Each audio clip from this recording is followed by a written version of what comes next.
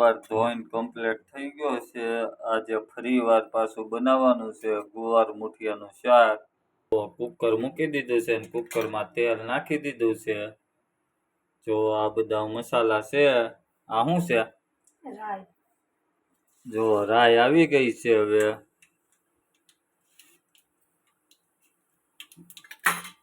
તો આ શું છે? હિંગ। જો હવે હિંગ નાખે છે, 1 ચમચી હિંગ નાખી છે। અને આ મસાલો, આ જો મસાલો છે, આમાં શું નાખેલું? કાળી ચટણી, હળદર, મીઠું, ધાણા જીરું। બરોબર છે। જો વઘાર કર્યો ને? જો વઘાર થઈ ગયો છે। જો હવે ગુવાર નાખે છે।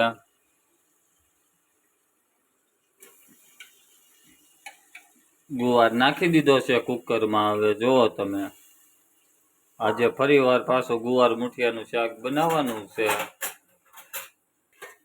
જો હવે ગુવારને મિક્સ કરે છે મસાલા સાથે।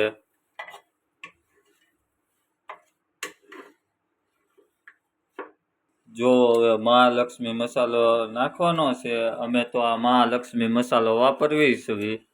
આપણે આજ વાપરવીશ ને મહાલક્ષ્મી? જો શાક તૈયાર થાય છે।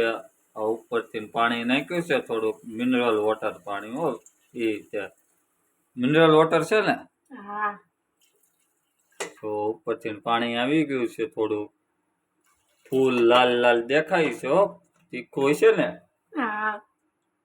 તો લાલ લાલ દેખાય છે। હજી પાણી નાખે છે। જો હવે કુકર બંધ કરી દીધું છે ને હવે આ કેટલી વાર રાખવું પડશે?